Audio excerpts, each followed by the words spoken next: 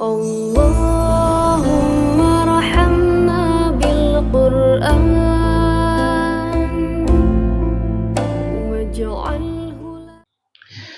Bismillahirrahmanirrahim. Assalamualaikum warahmatullahi wabarakatuh. Alhamdulillah wa syukrulillah wa la hawla wa la quwata illa billah.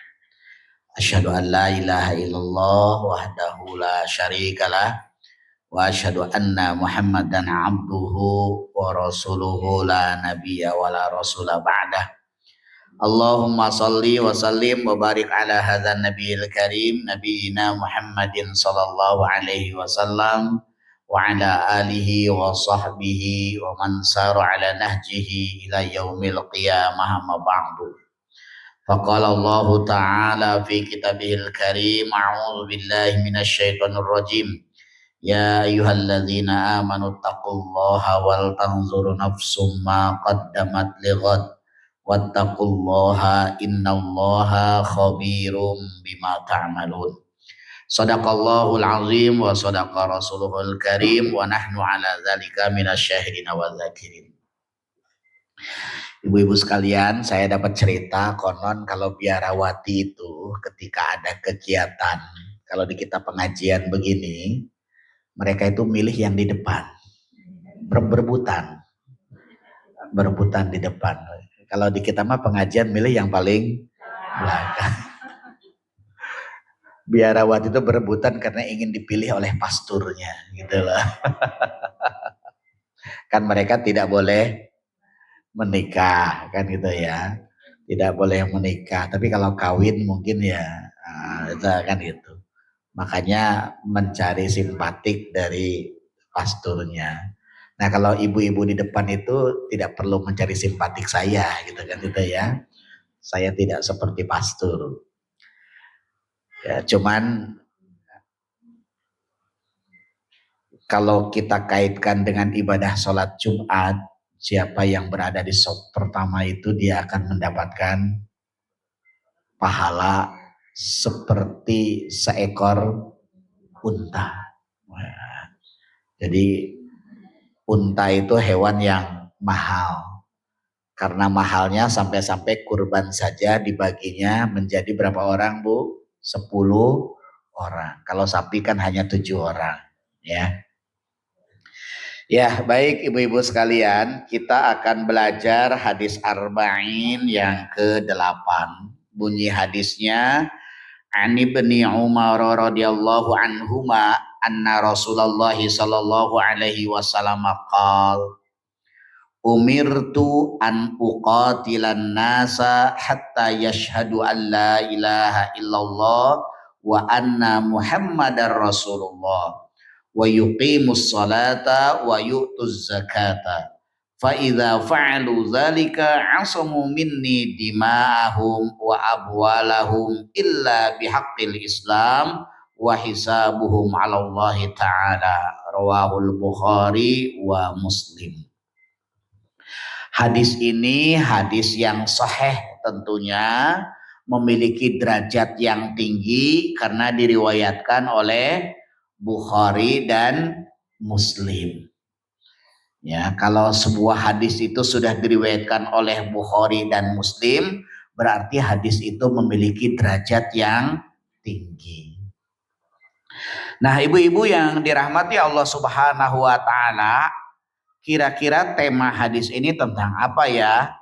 Nah, kita coba simak terjemahannya. Ani Ibni Umar, dari Ibnu Umar. Ibnu Umar itu berarti Abdullah, anaknya Umar bin Khattab radhiyallahu anhu. Nah, An Ibni Umar radhiyallahu anhuma, dari Ibnu Umar, semoga Allah meridhoi kepada keduanya. Keduanya itu meridhoi kepada Ibnu Umarnya dan meridhoi kepada Umar bin Khattab sebagai bapaknya. Anna Rasulullah sallallahu alaihi wasallam, bahwasannya Rasulullah sallallahu alaihi wasallam qala, bersabda, umirtu, aku diperintahkan, an uqatilan nas, untuk membunuh manusia hatta yashhadu an la ilaha illallah, sampai dengan mereka bersaksi bahwa tidak ada Tuhan selain Allah, wa anna Muhammadar Rasulullah, bahwa Nabi Muhammad itu adalah utusan Allah. Wa tuqimus sholata, dan senantiasa menegakkan salat, wa yu'tuz zakata, dan senantiasa mengeluarkan zakat. Fa idza asamu fa idza hisabuhum 'ala Allah taala, dan perhitungan mereka itu diserahkan kepada Allah Subhanahu wa taala. Ibu-ibu sekalian, hadis ini memberikan gambaran kepada kita, memberikan pelajaran kepada kita dalam konteks yang lebih jauh adalah hubungan sosial kita. Sedangkan dalam konteks yang dekat adalah bagaimana kita memperlakukan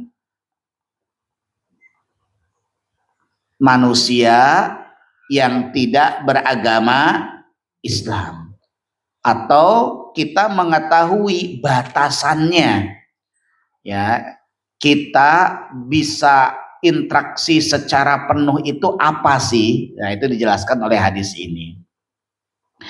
Ibu-ibu sekalian, menurut hadis ini, umirtu, aku diperintahkan. Kalau aku diperintahkan, itu asal bahasanya adalah amaroni Allahu, atau Allahu amaroni, telah memerintahkanku. Berarti yang memerintahkan ini adalah Allah Subhanahu wa taala. Yang diperintah adalah Rasulullah Shallallahu Alaihi Wasallam. Ya, jadi gambarannya Rasulullah. Kalau hitobnya untuk Rasulullah, berarti juga untuk manusia, untuk umatnya. Jadi kalau di dalam Al-Quran ada ayat-ayat perintah kepada Rasulullah, itu juga diperintahkan kepada kita sebagai umatnya. Makanya ada kaidah khitabun nabiyyi khitabun li ummatihi. Kalau ada pernyataan yang ditujukan kepada Nabi, itu pun pernyataan yang ditujukan kepada kita. Contohnya, qul huwallahu ahad.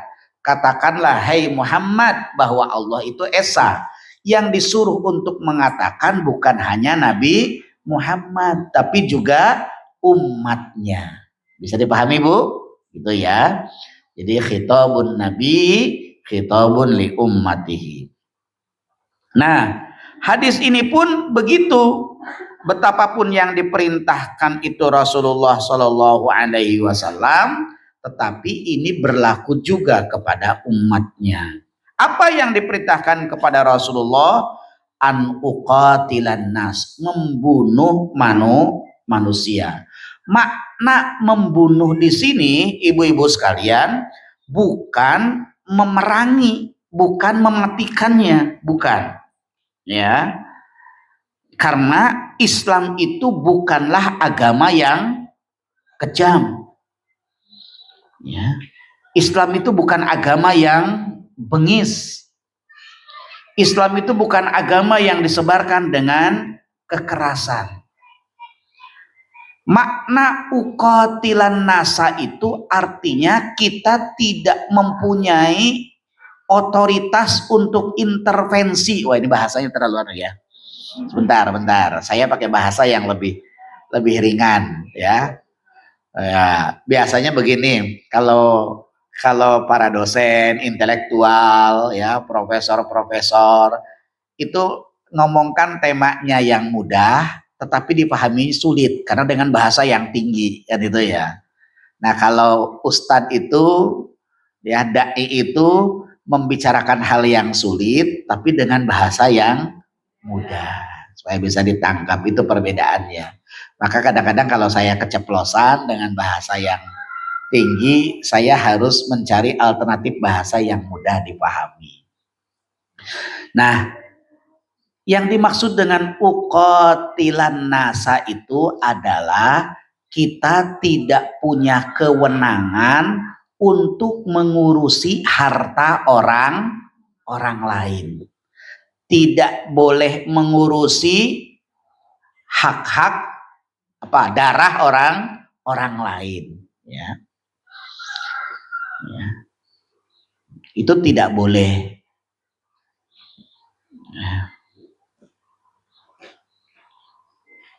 Ya, harta orang lain itu biarkanlah mereka yang bertanggung jawab. Mau dirampok, mau dicuri, mau diapa, terserah orangnya. Ya, orangnya juga mau dibunuh, mau dicaci dimaki, itu terserah orangnya. Kita tidak boleh memberikan perlindungan. Itulah yang dimaksudkan dengan uqatilan nas, ya. Ya. Umirtu an uqatilan nas, ya, dengan bahasa yang lebih mudahnya kita tidak boleh memberikan perlindungan kepada manusia. Ya. Manusia yang seperti apa yang boleh kita lindungi? Ya. Perlindungan dalam konteks manusia, ya, bukan perlindungan seperti Allah.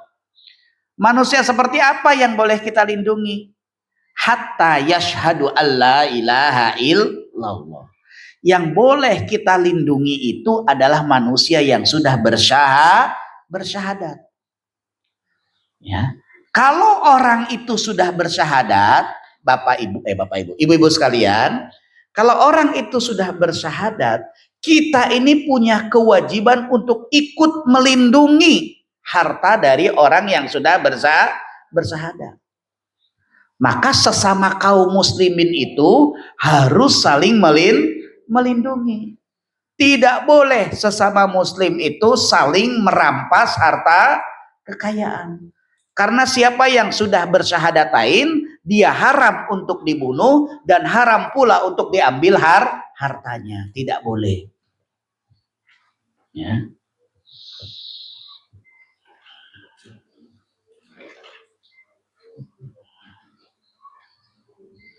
Nah, maka batasannya ibu-ibu sekalian, perlindungan kita kepada sesama manusia itu dibatasi oleh yang namanya syahadat.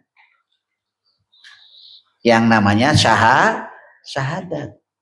Kalau ada orang kafir, ya, dia terancam hartanya. Ya, terancam nyawanya. Kita tidak punya kewajiban untuk memberikan perlindungan. Bukan merupakan kewajiban. Tapi kalau ada orang Islam yang terancam, kita punya kewajiban. Ya. Kita harus memperjuangkan betul bagaimana ancaman yang akan menimpa kepada saudara kita yang sesama muslim itu hilang. Tapi kalau kepada yang non muslim tidak ada kewajiban, walaupun boleh. Kebolehannya itu hanya kepentingan sesama manusia saja. Ya. Dan kita harus pertimbangkan dampaknya, ibu-ibu sekalian, kalau kita memberikan perlindungan kepada orang kafir. Ya, apalagi orang kafirnya itu ahlul harbi. Jadi kalau ahlul zimmah dia masih dilindungi oleh pemerintahan Islam. Dia punya hak-hak sebagaimana kaum muslim yang lain.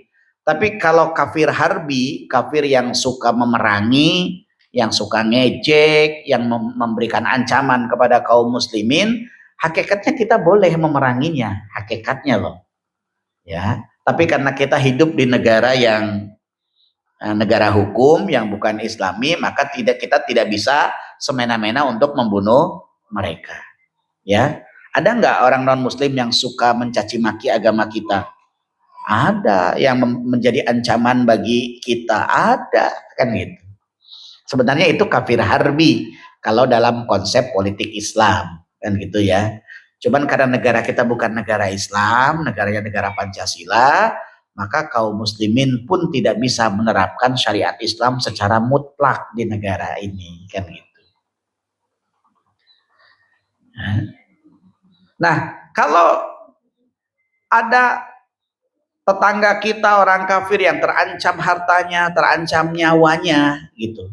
Sebenarnya kita boleh tidak memberikan pembelaan kepada dia. Ya, boleh. Secara agama kita tidak berdosa, kan gitu. Cuman boleh nggak kita memberikan bantuan? Boleh selama tidak ada dampak ancaman kepada diri kita. Ya. Kita harus mempertimbangkan itu. Ya.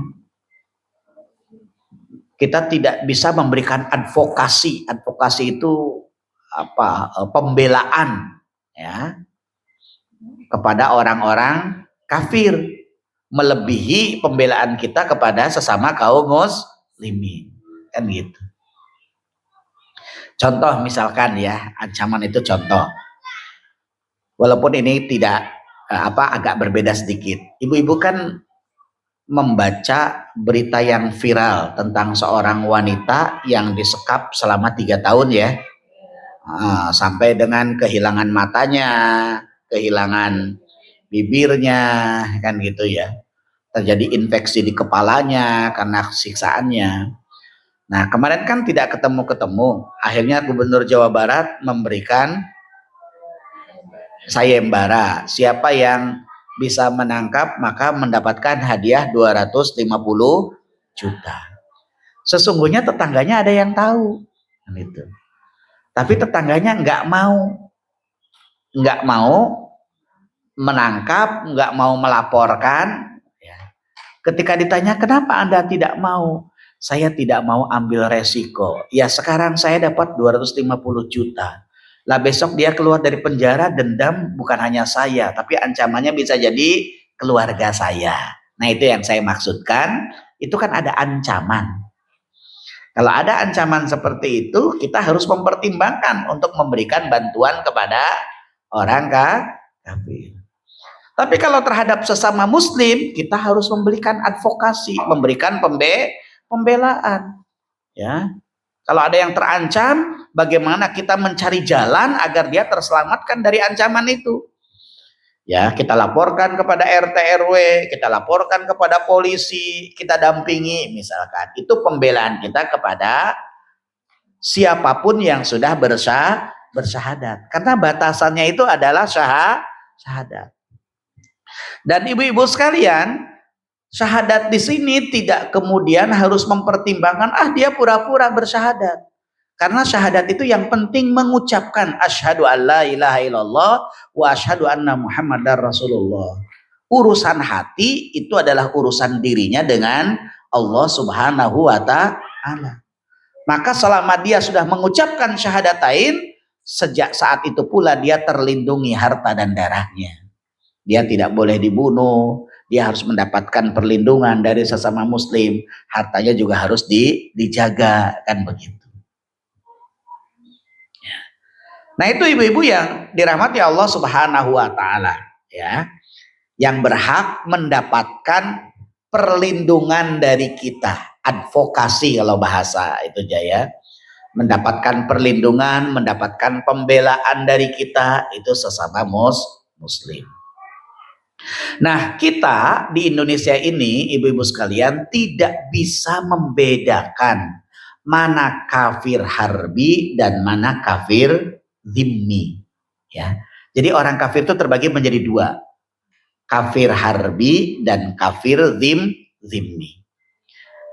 Zimmi pakai zal, zimmi. Kalau kafir harbi itu adalah mereka yang memerangi umat Islam. Ya. Mereka selalu melakukan propaganda untuk menjatuhkan Islam. Itu sesungguhnya kafir harbi. Kita diberi hak sesungguhnya untuk membunuh mereka. Ya. Tapi tadi saya katakan kita bukan di negara Islam. Sedangkan kafir zimmi adalah orang kafir yang mendapatkan perlindungan dari pemerintah Islam. Dia tidak memerangi, dia tidak melakukan propaganda, ya. Dia ikut terhadap aturan-aturan yang telah ditetapkan. Karenanya mereka punya hak yang sama dengan umat Islam yang lain. Harta dan darahnya pun terlindungi. Itu yang kafir zimmi. Nah, di Indonesia ini tidak bisa dibedakan. Karena orang kafir semuanya bisa hidup ya sebagaimana yang lainnya, kan gitu. Tidak bisa dibedakan. Ya, kalau ada yang memerangi, orang kafir yang memerangi, kita juga tidak bisa menamakannya sebagai kafir harbi. Terus ada orang kafir yang diam saja juga kita tidak bisa menamakan dia sebagai kafir zimmi. Karena dua-duanya sama-sama bayar pajak, kan gitu ya. Nah, kalau kafir di negara Islam, kalau kafir zimmi itu diambil fa'inya, pajaknya. Tapi kalau kafir harbi kan tidak, karena dia tidak mau taat terhadap pemerintahan, kan gitu. Jadi boleh diperangi. Nah, kalau di Indonesia tidak bisa dibedakan dong, semuanya bayar pajak ke negara, kan gitu. Nah, itu ibu-ibu yang dimaksud dengan umirtu an uqatilan nasa hatta yashhadu alla ilaha illallah wa anna muhammadar rasulullah. Ibu-ibu sekalian, syahadatain itu menjadi sangat-sangat penting. Ya. Ya. Apa pentingnya syahadatain? Satu, syahadatain itu menjadi penting. Syarat seseorang masuk Islam. Madkhalun ilal Islam. Jadi kalau mau masuk Islam itu cukup dengan bersyahadat. Dan tidak ada tuntutan untuk membuktikan syahadatnya baru diakui sebagai muslim. Tidak, cukup hanya dengan mengucapkan.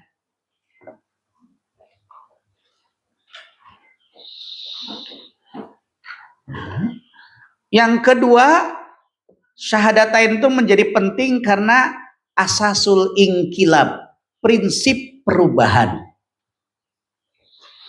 Ya. Orang kalau sudah mengucapkan syahadatain, dia harus siap berubah.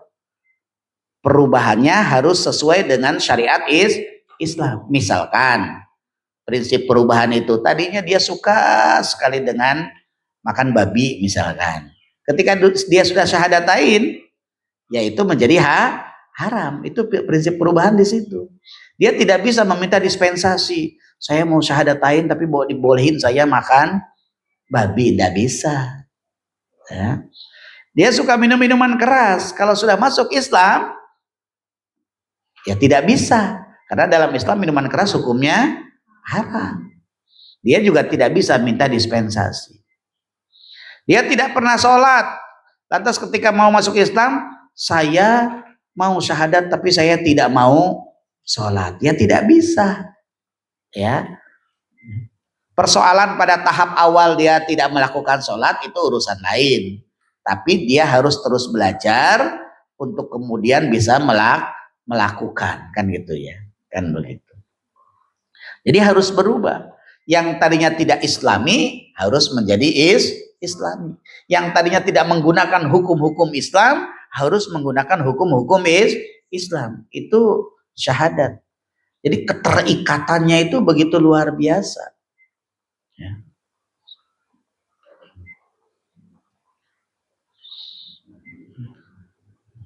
Yang tadinya tidak menutup aurat harus menutup aurat. Ya, bukan jilbab ya Bu ya, kalau saya mengatakan bukan jilbab.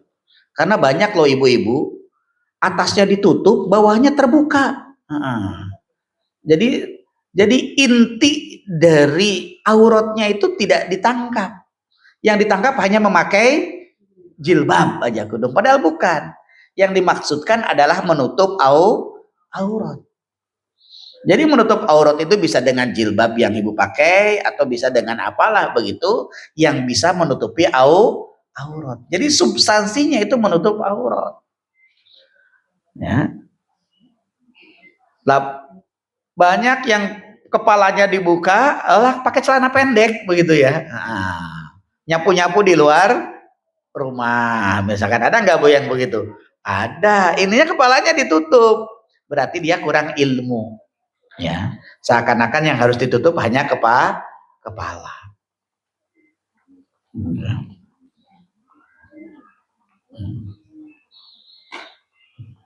Padahal aurat maksudnya. Kalau aurat ya mana yang menjadi bagian aurat dari wanita ya semuanya harus ditutup. Jadi asasul ingkilab, prinsip perubahan. Yang ketiga, syahadatain itu penting Bu, karena syahadatain itu adalah khulasatu ta'alimil Islam. Ya, kesimpulan ajaran Islam. Ya, jadi ajaran Islam yang begitu luas sesungguhnya hanya terkumpul dalam 2 kalimat. Asyhadu alla ilaha illallah wa asyhadu anna Muhammadar Rasulullah.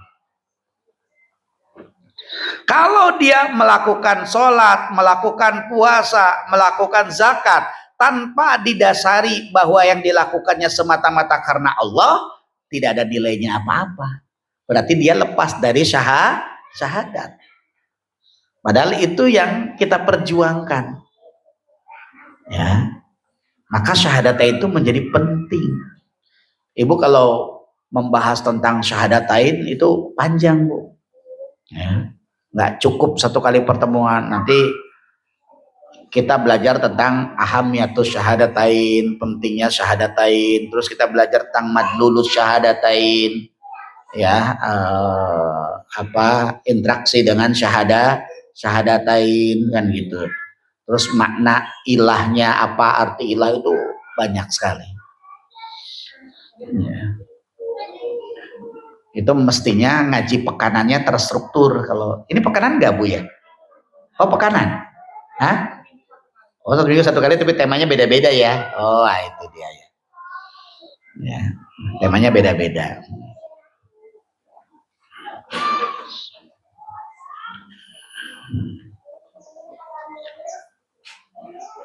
Maka yang berikutnya, syahadatain itu menjadi penting karena syahadatain itu adalah dakwahnya para nabi. Ya, sejak Nabi Ibrahim alaihissalam sampai dengan Nabi Muhammad sallallahu alaihi wasallam yang didakwahkan itu sama. Yang didakwahkan itu adalah la ilaha illallah. Itu yang didakwahkan oleh Nabi Ibrahim sampai dengan Nabi Muhammad. Ya. Sebenarnya bukan hanya Nabi Ibrahim, tetapi pencarian Tuhan pertama itu ditunjukkan oleh Nabi Ibrahim. Ya. Ya, Nabi Nuh juga sama. Nabi Nuh itu mengajak umatnya untuk tauhidillah, kan gitu ya. Bertauhid kepada Allah Subhanahu wa ta'ala.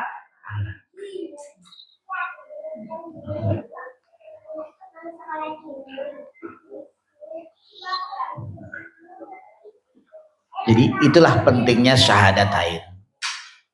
Maka sebenarnya kalau kita sudah mengucapkan asyhadu alla ilaha illallah wa asyhadu anna Muhammadar Rasulullah, kita ini harus benar-benar memahami makna yang kita ucapkan, karena itu adalah perjanjian kita dengan Allah Subhanahu wa ta'ala. Kalau bahasa agama itu berbaiat kita kepada Allah, menjadikan Allah hanya sebagai satu-satunya Tuhan yang kita sembah. Kalau kita memahami syahadatain dengan baik, kita ini akan menjadi orang yang sangat merdeka. Ya, kita ini menjadi orang yang hurriyah karena tidak terbelenggu oleh hal-hal yang ada di sekitar kita. Ya. Kenapa tidak terbelenggu? Karena kita paham betul antara kita dengan Allah Subhanahu wa ta'ala. Kita nggak terbelenggu sama harta, nggak terbelenggu sama jabatan, karena kita yakin betul Yang maha memelihara itu Allah Subhanahu wa ta'ala. Yang menghidupi kita itu Allah Subhanahu wa ta'ala. Itu keyakinan yang akan muncul. Maka akan terbebas dari belenggu-belenggu yang bersifat duniawi. Selama kita membangun hubungan yang baik dengan Allah Subhanahu wa ta'ala. Coba Bu, Hajar tahu ya Bu ya? Siapa Bu? Oh, kenal berarti Ibu ya. Hajar itu saya sengaja tanya kepada Ibu, Hajar tahu nggak? Karena ibu-ibu kenalnya Siti Hajar. Padahal di sana nggak ada Siti, kan gitu ya. Kalau saya tanya siapa istrinya Nabi Ibrahim, Siti Hajar. Namanya tidak ada Sitinya Bu. Ya. Jangan mengubah akte kelahiran. Ya. Hajar itu sama Ismail yang masih bayi ditinggal oleh Nabi Ibrahim di lembah yang gersang tanpa sumber air, ya, tanpa sumber air. Tapi bisa hidup atau tidak? Itu karena keyakinannya kepada Allah. Kan Hajar itu ketika ditinggal oleh Ibrahim, kan Hajar memanggil Ibrahim, Mas, ajeng teng pundi Mas. Nah, ya. Ibrahim tidak nengok. Ibrahim tetap jalan. Kemudian Hajar mengeraskan suara, Mas, panjenengan ajeng teng pundi. Nah, ya. Hajarnya Hajar Payaman. Ibrahim tetap tidak melirik. Akhirnya Hajar bangkit, berlari kecil menuju kepada Ibrahim. Pertanyaannya sudah begini, apakah ini perintah dari Allah Subhanahu wa ta'ala? Ibrahim mengangguk. Terus Hajar, kalau ini perintah Allah, aku yakin Allah tidak akan pernah menyengsarakan dan melaparkan hambanya. Itu kan keyakinan. Ya, bayangkan di lembah yang tidak ada sumber makanan dan minuman. Tapi karena keyakinannya itulah bahwa Allah yang akan memeliharanya. Dan faktanya sekarang Mekah menjadi tempat yang luar biasa. Itu atas doa-doa Nabi Ibrahim alaihissalam. Kan gitu ya. Ibu-ibu pernah mengkaji tentang kurban kemarin? Enggak mengkaji ya? Wah, luar biasa Bu, dahsyat Bu ya. Kapan-kapan kalau kurban lagi dikaji itu. Ya, bagus banget.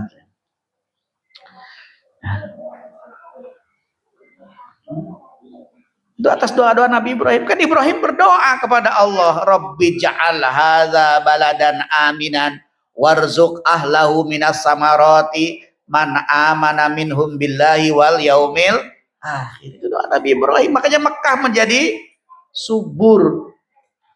Ya, suburnya dengan minyak, ya, dengan tanam-tanaman di daerah yang tinggi. Taif misalkan, Ibu kalau pernah ke Taif itu di sana banyak bunga apa Bu? Yang dipakai minyak wangi itu bunga apa?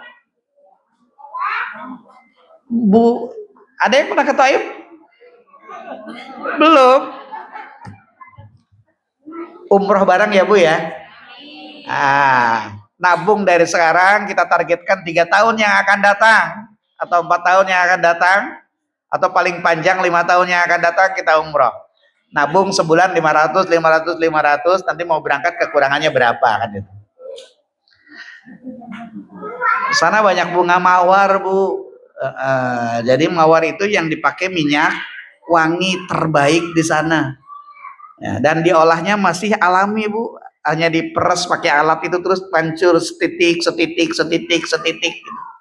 Makanya minyak wangi di sana walaupun segini harganya mahal. Itu di Taif pusatnya.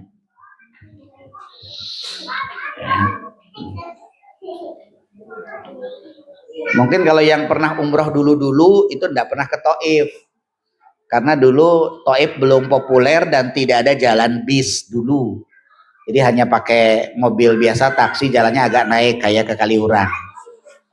Tapi sekarang sudah dibuatkan oleh pemerintah Arab jalan yang lebar lebih memutar. bis itu bisa masuk.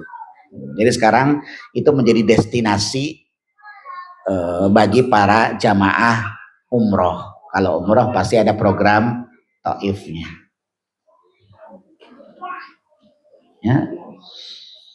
Jadi Mekah menjadi seperti itu tidak bisa dilepaskan dari doa-doa Nabi Ibrahim alaihi salam. Ya. Jadi luar biasa. Makanya Hajar dan Ismail itu kan menjadi orang yang merdeka, tidak terbelenggu oleh urusan dunia. Ya, lapar tinggal cari dapat makanan kan gitu. Haus tinggal cari minuman dapat minuman. Ya, nyatanya air Zam-Zam muncul sendiri kan itu kira-kira. Itu kan memberikan pelajaran kepada kita tentang pentingnya sebuah keyakinan ya yang kuat tentang keberadaan Allah, tentang wujudullah. Ya, lepaskan diri kita dengan berbagai yang akan membelenggu. Ya kita mah kalah kok, sama handphone aja kalah. Ya, sama handphone kalah, sama uang ya Bu ya. Wah, uang itu kalau tidak menjadi Tuhan Bu, mungkin orang nggak korupsi begitu ya. Padahal orang itu tidak akan mati tanpa uang, ya kan? Tapi nggak punya uang kayak mau mati. Gitu ya.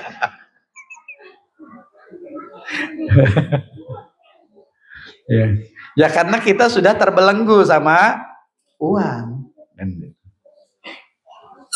Ya. Nah itu pentingnya syahadatain. Ya. Dan begitu mudahnya Islam, perlindungan itu tidak harus kita memahami dengan paham yang tadi sudah kita bahas. Hanya cukup dengan mengucapkan. Itu ringannya Islam. Ya. Walaupun tahap berikutnya setelah mengucapkan ya harus menggali nilai-nilai syahadatain itu. Kemudian yang berikutnya yang berhak mendapatkan perlindungan itu wa yuqimus shalah, orang yang menegakkan salat. Ya.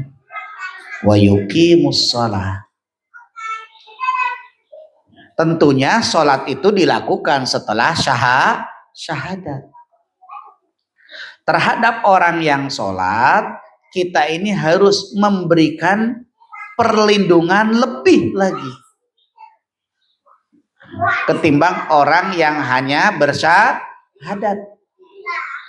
Ya, karena syahadat itu perlu pembuktian dan pembuktiannya adalah sholat. Jadi sesungguhnya orang melakukan sholat itu sebagai pembuktian diri bahwa dia sudah bersyahadat.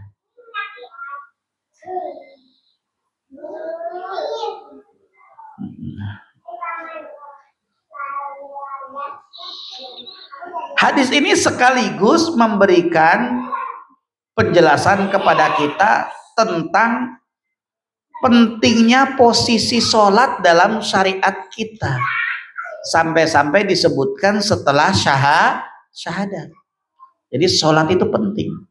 Maka kenapa sebagian ulama ada yang mengatakan orang yang tidak sholat ya dia kafir. Walaupun jumhur ulama tidak. Ya. Jumhur ulama tidak sampai mengkafirkan orang yang tidak sholat.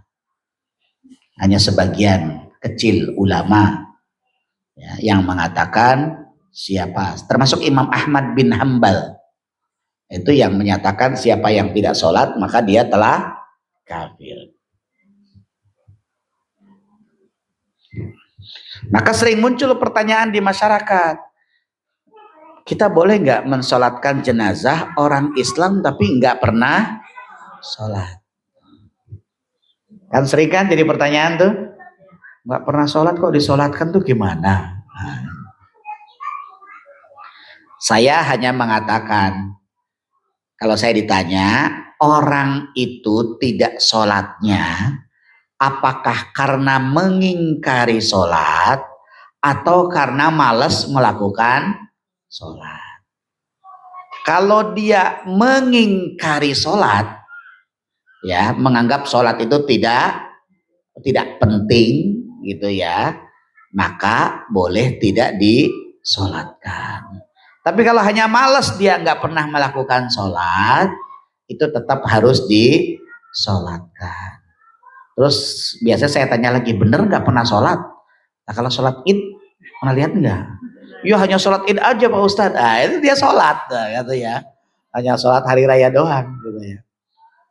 Ya itu kan hanya ini Ustadz karena Idul Fitri. Ya kita mah tidak urusan. Yang penting secara lahiriah kita lihat bahwa dia melakukan sholat. Urusan yang lainnya itu urusan dia dengan Allah. Ya tetap kita sholatkan. Ya.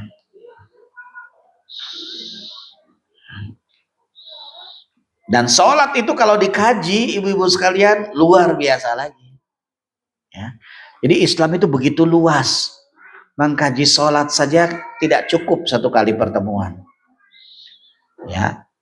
Mengkaji kaifiatnya, tata caranya, mengkaji filosofinya, kehusyuannya, ya, mengkaji fikihnya. Wah itu luar biasa.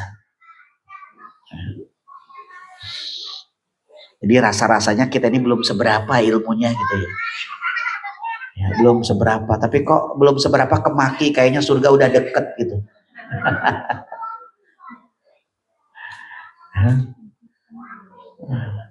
Kayaknya kok surga sudah dekat gitu.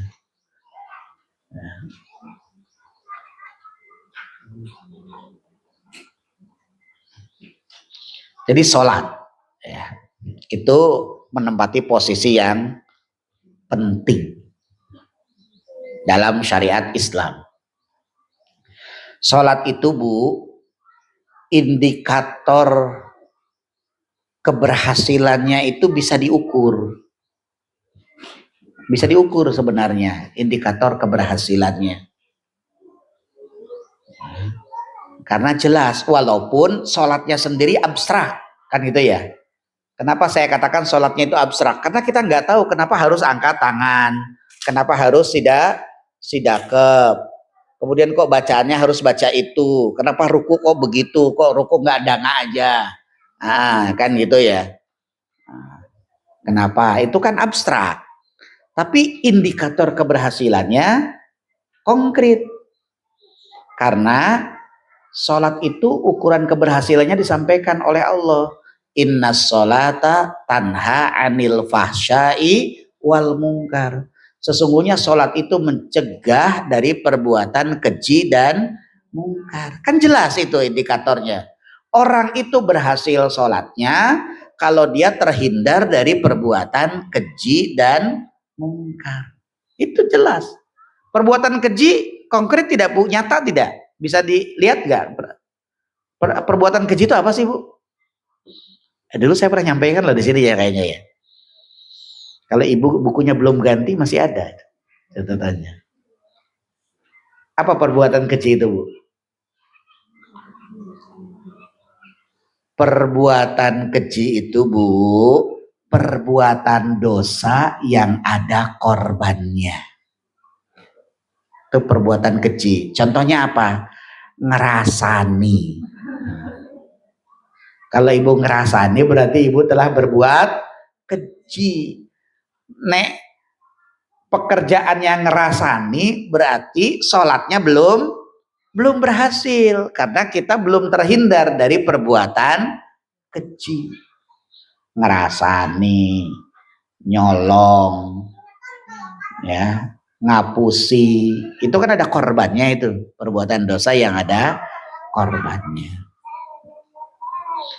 Kalau ibu tidak puasa, tidak zakat, itu namanya perbuatan mungkar. Karena tidak ada korbannya. Itu urusan ibu dengan Allah. Jadi perbuatan mungkar itu perbuatan dosa yang tidak ada korbannya. Itu urusan diri sendiri dengan Allah.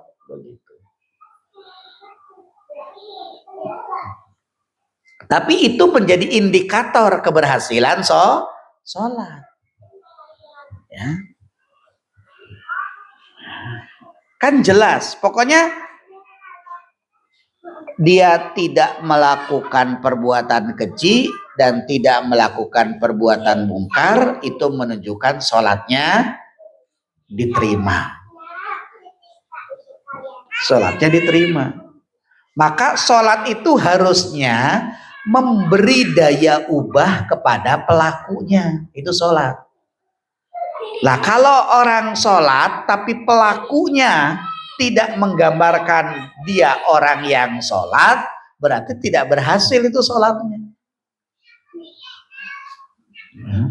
Sholat ya sholat, tapi ya mendem masih mendem, ya. Sholat ya sholat nih tetap judi. Wong judi aja nganggo sarung, nganggo peci, topi haji, wah ada ya. Iya nggak ada kayak gitu? Ada. Nah, coba kalau saya lihat mahasiswa itu ya, Bapak Ibu, Ibu-ibu sekalian, saya lihat mahasiswa sholat zuhur jamaah, setelah itu cium tangan, padahal belum suami istri, ya nggak Bu? Masih pacaran, sholat berjamaah, habis sholat doa, terus cium tangan, apalagi sambil cipiki, artinya di satu sisi dia berbuat ketaatan, di sisi yang lain dia berbuat dosa. Itu artinya ibadahnya, ketaatannya itu belum bisa mengubah dirinya. Karena kalau bisa mengubah, dia akan terhindar dari perbuatan yang haram atau perbuatan dosa, begitu. Loh, kalau saya di media sosial loh Bu ya. Coba, banyak ibu-ibu yang selingkuh tuh pakai jilbab ya Bu gitu ya. Busana muslim itu iya. Pakai jilbab itu. Iya. Bilangnya mau arisan. Ternyata staycation. Masuk ke hotel tuh diintip oleh suaminya, itu diinceng gitu dia, Pak. Dan ketahuan ya pakai jilbab. Pakai busana muslimah begitu. Ya orang tidak pernah membayangkan. Banyak orang yang tidak pernah membayangkan, pakaiannya pakaian syar'i tapi perilakunya ya tidak menggambarkan syar'i. Ya karena di kita mah itu budaya, pakaian itu hanya menjadi budaya. Lah faktanya kalau di sidang itu ya, yang laki-laki pakai baju putih, pakai peci, itu yang perempuan pakai jilbab, mau muslim atau non muslim. Jadi karena budaya jadi digambarkan itu sebagai sebuah apa namanya ya? Sebuah pertaubatan atau gimana gitu ya, sehingga kalau ke sidang itu ke pengadilan pakai baju putih, pakai peci gitu ya. Nah iya, wanita yang nggak pernah pakai jilbab aja kalau di pengadilan tiba-tiba pakai jilbab.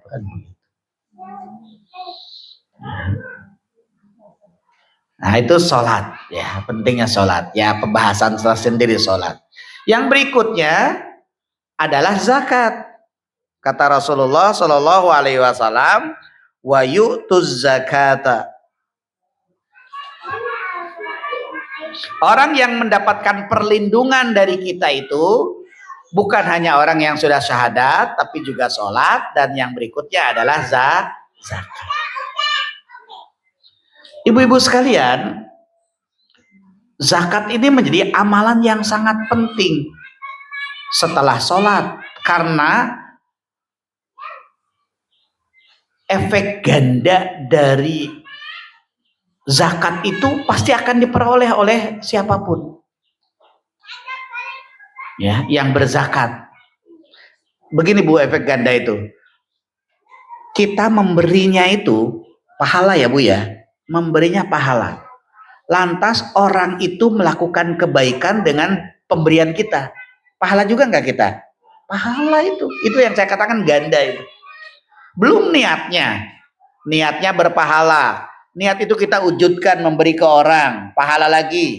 Orang yang diberi melakukan kebaikan dengan pemberian kita, pahala lagi. Jadi pahalanya banyak. Ya, makanya kenapa ruang yang diberikan oleh Allah kepada hambanya ya, kok tidak hanya zakat, Karena kalau zakat bisa jadi hanya setahun sekali. Disitulah ada ruang sedekah, infak yang secara substansi sama dengan zakat. Artinya peralihan hak dari seseorang kepada orang lain. Ya kalau tidak bisa zakat karena belum waktunya, ya kita melakukan sodakoh yang nilai pahalanya sama. Niatnya berpahala, memberinya berpahala, dampak dari pembeliannya juga berpahala. Dahsyat sekali.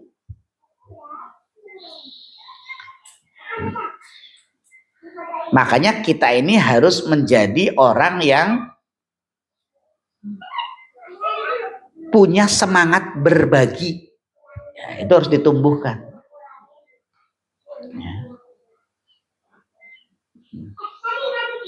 Saya kalau ngisi pengajian Muharram itu, ya, perubahan yang harus terjadi kepada kita itu salah satunya adalah banyak melakukan sedekah. Karena sedekah itu menurut saya, Bu, sedekah itu akan mengontrol kita memiliki rasa cinta terhadap dunia. Itu sedekah.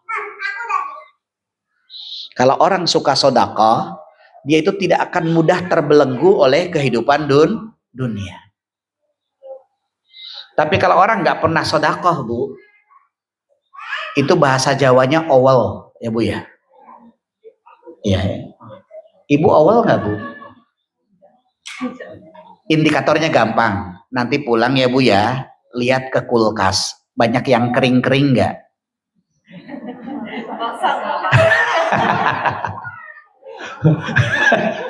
Iya kan Bu? Bu kulkas, wah tempe sudah keriting, ada makanan roti sudah keriting, misalkan itu dilihat aja. Nah itu sesungguhnya buah dari owel. Ya.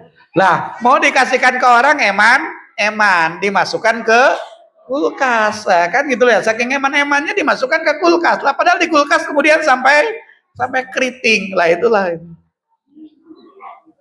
Ya. Itu karena owel. Ya, eman-eman. Itu biasanya para ibu, ya biasanya para ibu. Karena para bapak biasanya nggak ngurusi kulkas gitu. Ya. Ya.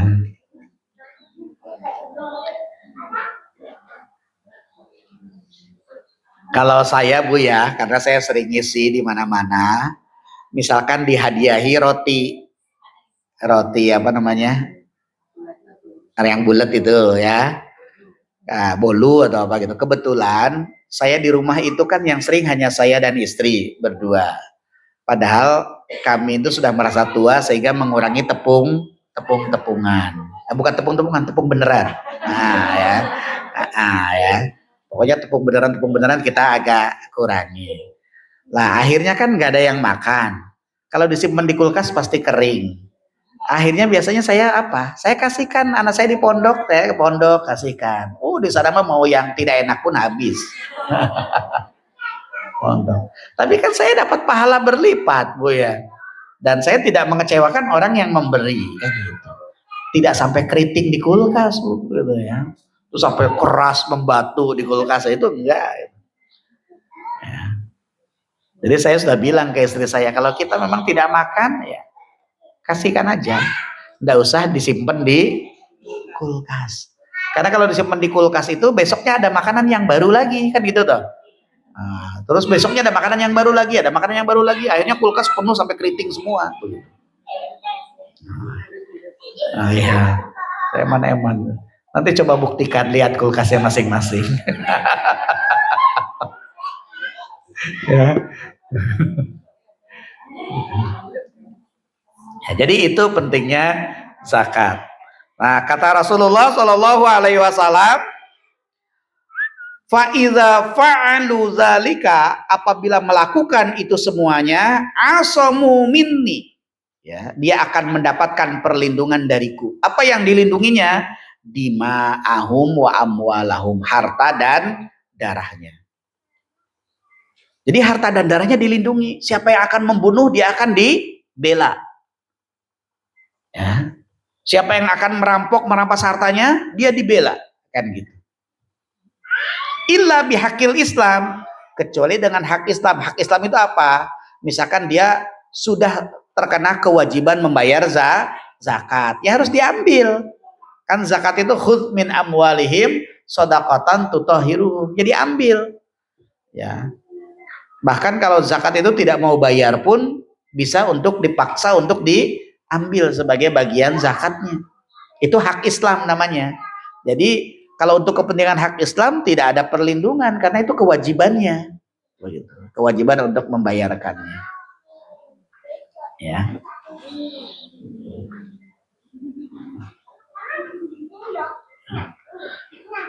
Nah, ini indahnya kita berislam, Bu. Ternyata Islam itu memiliki ajaran yang begitu luar biasa. Secara fitrah kita ini akan sepakat dengan konsep ini. Walaupun terkadang fitrah kita ini ternodai oleh banyak hal yang bersifat duniawi. Sehingga karena banyak ternodai oleh hal yang bersifat duniawi, hawa nafsu kita akhirnya mengarahkan kepada hal yang negatif, bukan terhadap hal yang positif. Ya. Ya, disuruh ada untuk infak, ada untuk sedekah. Hawa nafsu akan mengatakan ora usah, wes akeh sing infak sing sedekah, awake dhewe ya perlu. Ah, misalkan kan gitu. Itu hawa nafsu. Ya. Jadi kita kurang yakin. Ya. Kalau kata Rasulullah itu bahwa sedekah itu tidak akan memiskinkan seseorang, tidak akan membuat hilangnya harta kekayaan. Nah, harusnya itu kita yakini, kan gitu. Ya, harusnya kita yakini. Ya, tapi kita seringkali tidak yakin dengan hal-hal yang abstrak, ya, lihatnya yang kelihatan langsung, kan gitu. Ya, kita misalkan sering memaknai rezeki dari Allah itu kan hanya uang, jabatan. Lah kita tidak pernah memaknai bahwa kita masih bisa bernafas, itu rezeki dari Allah. Coba Bu, kalau orang sesak nafas itu harus memakai oksigen. Satu ininya berapa oksigen deh Bu? Ya. Orang itu butuh setidaknya itu satu tabung yang itu harganya sekitar 750.000 satu hari loh. Ya. Ya itu mestinya kita maknai rezeki dari Allah yang tidak bisa ternilai. Apalagi Ibu hidup di lingkungan kayak begini, oksigennya masih luar biasa. Saya tuh iri, saya tuh ingin hidup di tempat ginian, Bu. Bukan maksudnya di pohon-pohon gini, bukan. Artinya di pedesaan yang masih segar, udaranya tidak stres gitu ya. Ya, memelihara kambing, palingan kan gitu ya. Kangen sebenarnya, ingin sebenarnya hidup gitu tuh. Ya. Nah, itu harus disyukuri oleh ibu-ibu kalau ibu hidup di sini begitu ya. Jangan begini ya. Jangan wang sinawang kalau bahasa Jawa itu ya. Wang sinawang. Wang sinawang tuh merasa enak ini, padahal ya sesungguhnya ya tidak enak juga kan begitu ya. Enak hidup di kota ya, kemana-mana dekat. Padahal di kota juga, orang kota juga enak di desa ya, ayem. Ya itu wang sinawang namanya gitu. Makanya harus dikuatkan dengan tujuannya apa gitu. Ya kalau saya ujuk-ujuk pindah ke desa ketika saya tidak punya perhitungan, ya namanya bunuh diri kan gitu namanya. Tetap harus punya perhitungan karena hidup tetap harus berjalan. Nah, kecuali kalau misalkan saya pindah ke desa, saya punya uang beli sawah, nanti saya akan bertani, menanam tanaman, itu sudah punya perhitungan saya. Berarti saya lakukan kan begitu. Itu namanya bukan wang sinawang. Wang sinawangmu ya cuman ini aja, cuman perkiraan saja. Enak ya, padahal ya sama saja. Nah, itu ibu-ibu yang dirahmati Allah Subhanahu wa taala, makanya semangat berbagi itu harus terus kita tumbuhkan. Semangat itu harus terus kita tumbuhkan di dalam diri kita. Insya Allah ya, kalau kita ini menjadi orang-orang yang punya semangat untuk mengislamkan diri kita sendiri, maka kita ini akan bisa mengakhiri kehidupan dunia ini dalam keadaan yang husnul khatimah. Wallahu a'lam bishawab. Aqulu qouli hadza Billahi taufiq wal hidayah. Assalamualaikum warahmatullahi wabarakatuh.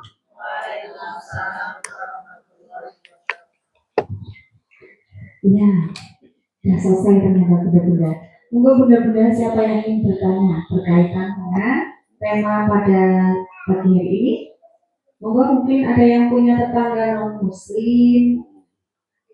Kadang biasanya kita punya tetangga non muslim, ada ya yang diundang ya, yang diundang makan-makan ke tetangga non muslim. Ustaz, kira-kira kita itu gimana ya sikap kita itu tetangga dan non muslimnya juga kadang bisa datang. Saya pernah memilih orang yang seperti itu Ustaz.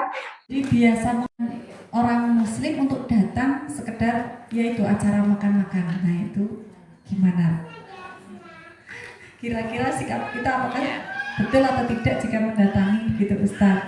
Mungkin ada yang lain bunda-bunda mau bertanya yuk? Ya silakan. Oke. Dua. Bismillahirrahmanirrahim. Assalamualaikum warahmatullahi wabarakatuh. Waalaikumsalam warahmatullahi wabarakatuh. Izin bertanya Ustaz, ini berkenaan dengan tadi hubungan non muslim dengan muslim gitu ya, terutama dalam hal perayaan gitu ya Ustaz. Apa hukumnya kalau kita itu mengucapkan perayaan mereka itu? Terus yang kedua tentang sholat tadi ya, kalau orang yang meninggal karena bunuh diri itu, apakah itu, karena saya pernah dengar ada yang membolehkan tidak disolatkan gitu. Nah yang benar seperti apa Ustaz? Mungkin itu pertanyaan dari saya. Matur suwun. Assalamualaikum warahmatullahi wabarakatuh. Waalaikumsalam. Satu lagi ya Ustaz. Yeah.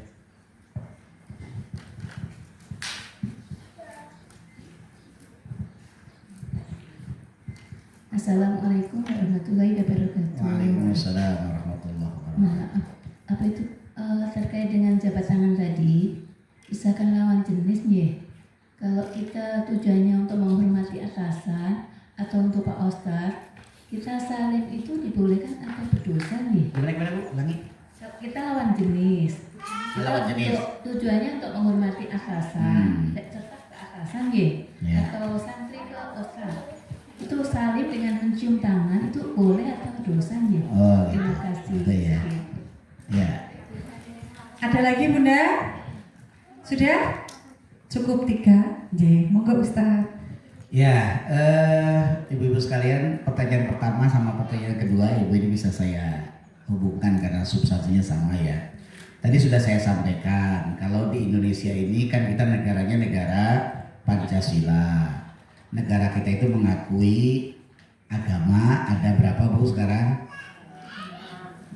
Ada 6 agama.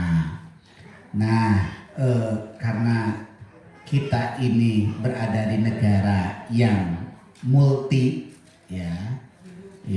multi ras banyak agama, banyak rasnya, nah gitu, maka kita tidak bisa secara mutlak menerapkan apa yang disampaikan oleh Rasulullah tadi.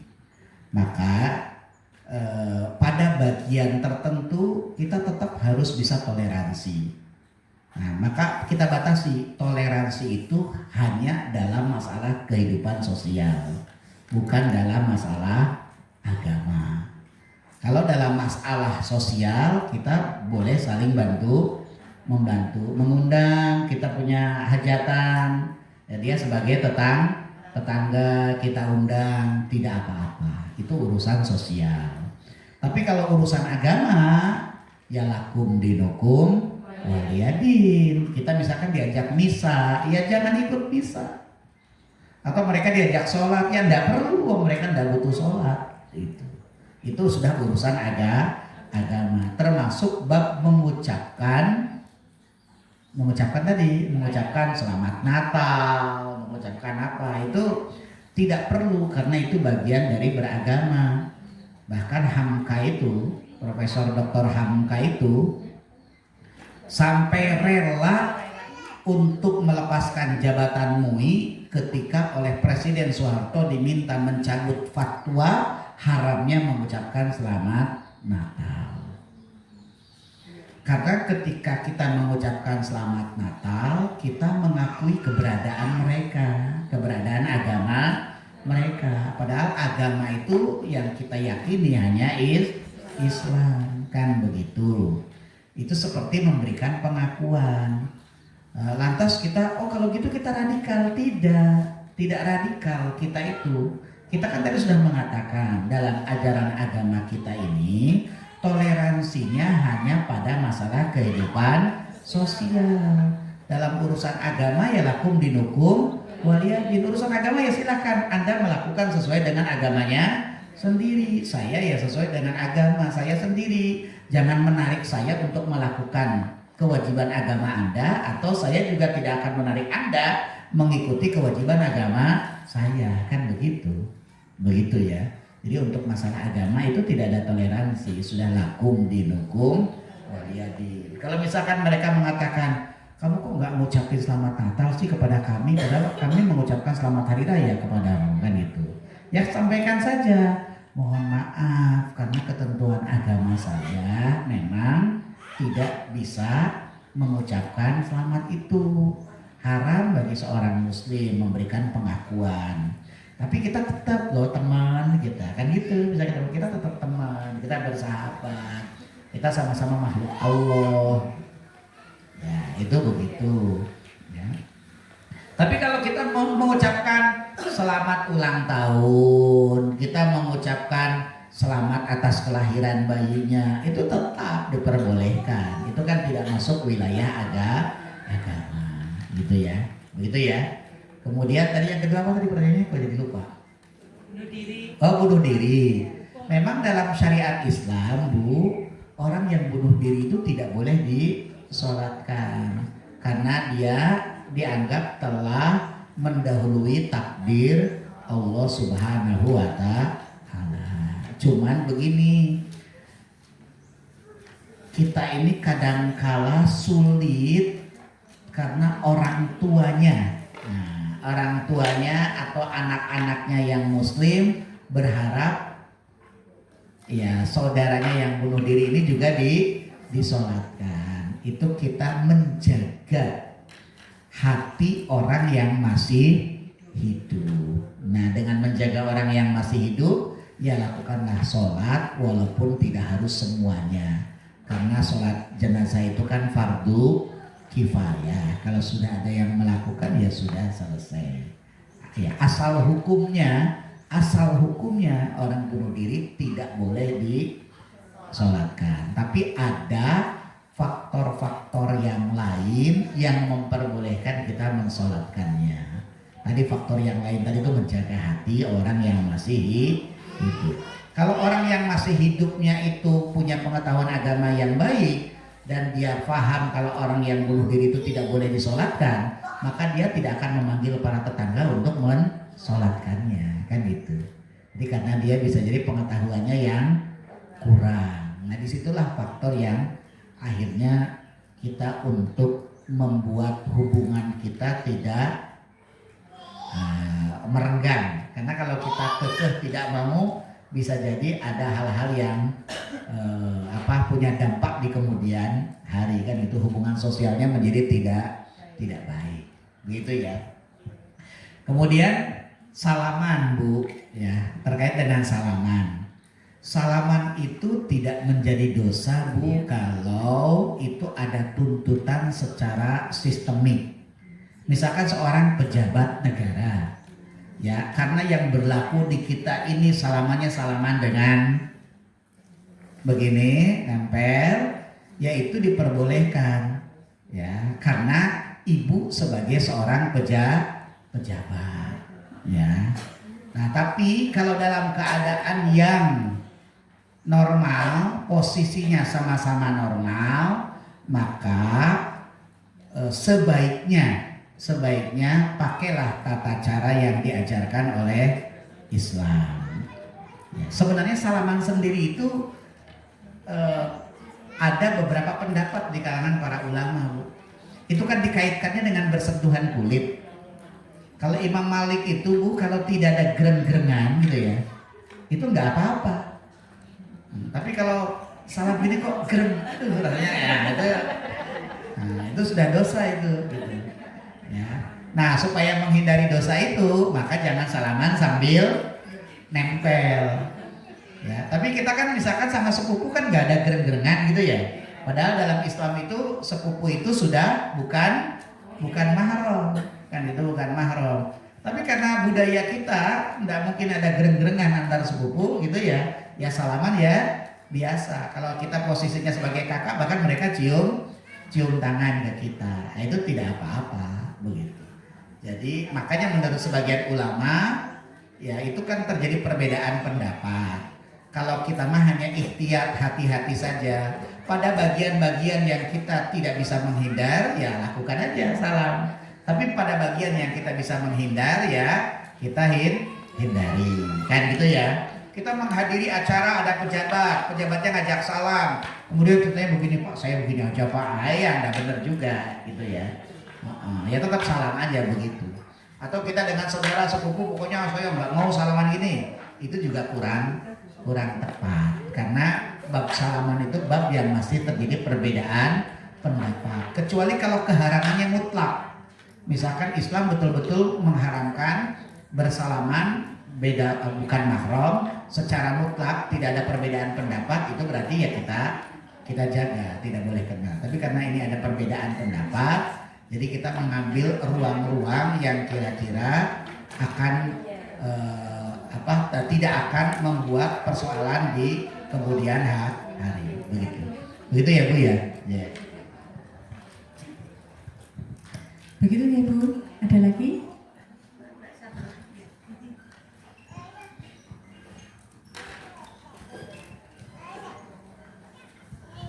Terima kasih Pak Yul. Maaf Ustaz, saya mau tanya satu lagi ya, yang berkaitan dengan non muslim ya. Karena saya punya tetangga itu non muslim. Kemarin itu kan istrinya kan meninggal.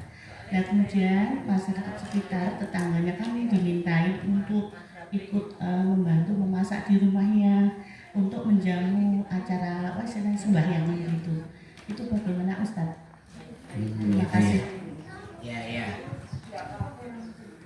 Bu, kalau ada tetangga non muslim, prinsipnya yang tidak boleh itu kita melakukan ritualnya, melakukan ibadahnya, itu yang tidak boleh. Tapi kalau kita datang terus kita masak untuk yang takziah ke situ ya, itu tidak apa-apa. Bahkan kita takziah itu boleh, tapi jangan mendoakan ya. Gimana kalau nggak mendoakan, kan nggak enak, Ustadz kan dilihatin terus kan gitu ya. Ya ibu pura-pura saja begini. atau Bu, mendoakan orang yang masih hidup walaupun di hadapan jenazah. Jadi kita bukan mendoakan jenazah, tapi mendoakan orang yang masih hidupnya, semoga hatinya terbuka, diberi hidayah oleh Allah, kan begitu. Yang penting kan kelihatan kita berdoa kan gitu oleh mereka. Mau mendoakan siapa kan mereka nggak tahu kan gitu ya. Begitu ya. Jadi kalau masak boleh, karena memang begitu Bu, dalam Islam itu seharusnya ya Bu ya. Maaf ini seharusnya kalau ada yang meninggal dunia itu, keluarga itu hanya memikirkan bagaimana memakamkan jenazah, mengurusi jenazah. Adapun urusan ubur rampe yang lain itu harusnya para tetangganya yang menyediakan makan. Kan misalkan ada saudaranya yang jauh ya Bu ya, dari mana? Dia boro-boro sempat makan dong, yang ada sedih terus kan gitu ya. Ya mestinya yang melayani saudara-saudaranya yang takziah dari jauh-jauh itu ya tetangganya. Bahkan makannya itu di tempat tetangganya walaupun jenazahnya masih ada. Misalkan, Ibu dari mana? Saya dari Karawang, ini adik saya gitu kan. Capek dia mau minta makan, sedang keseripahan kok, nggak masak. Ya tetangganya masak, nanti kalau ada tamu-tamu yang jauh diajak makan dulu di sana. Nah makanya jangan di rumah sini, karena jenazahnya masih ada. Boleh makan itu kalau jenazahnya sudah dimakamkan, kan begitu. Diajak ke rumah tetangga dulu, begitu. Bahkan tetangga itu mestinya karena orang yang keseripahan itu mungkin tidak bisa masak, ya setidaknya 3 hari gitu ya. Ya para tetangga yang menyediakan itu harusnya loh ya, budayanya harusnya begitu. Selama 3 hari masa berkabung itu mereka harus mendapatkan pelayanan dari orang sekitar, dari sama kaum muslimin. Setelah 3 hari itu dalam syariat Islam sudah selesai mestinya masa berkabungnya. Dia harus berpikir melanjutkan hidup.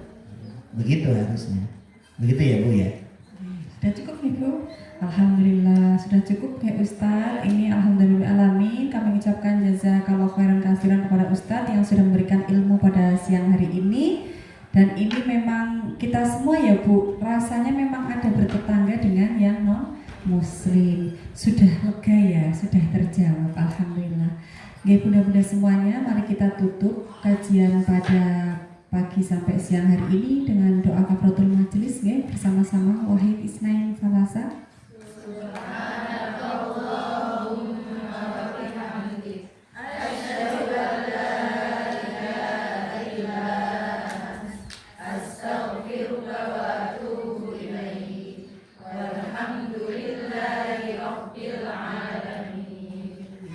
Allah